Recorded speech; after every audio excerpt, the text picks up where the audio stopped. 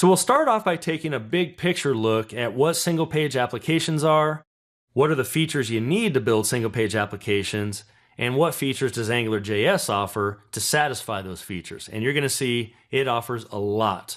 Everything from routing to an MVC type of pattern to data binding, AJAX calls, and much more are built in out of the box.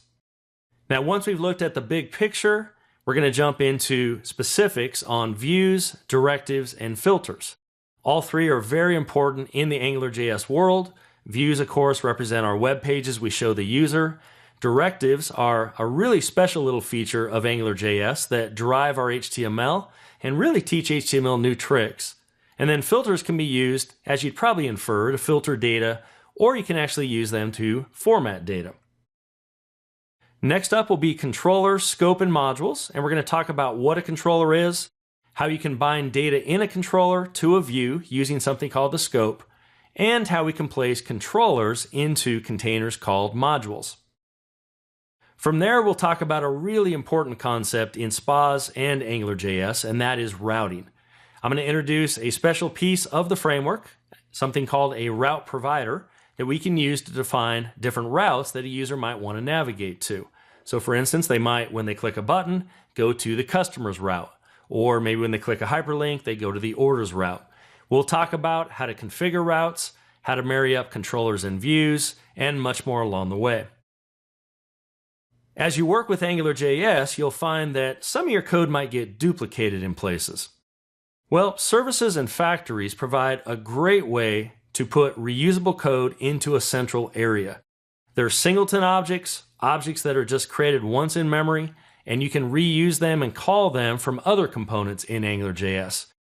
We can use them for things like business rules, making AJAX calls, maybe you have calculations, and much more. Really anything that's reusable that you want to put in one place. And then finally, we're going to talk about animations. Now, animations certainly aren't required with your AngularJS applications, but they can really add that professional look and feel. We can slide different views in as they load. Maybe as data is filtered, we fade it in or fade it out, and much more. So we're going to talk about CSS transitions, CSS animations, and how we can hook these CSS classes into our different directives. Now, as we move along in this course, I'm going to be building a simple AngularJS application and would highly encourage you to follow along with me. And let me show you what this application looks like. The application that we're going to be building throughout the course displays customers and orders data. Now, as I move along throughout the different modules, I'll build parts of the app. So the app will start out extremely basic, and then we'll add and add and add until we get a finished app like the one you see here. Now we're also going to integrate a little bit of Bootstrap into the mix, which is a CSS responsive framework, to make it look a little bit nicer. We'll do that towards the end of the course. But as we click on things, it is interactive. It does actually touch a backend service as well to get the data.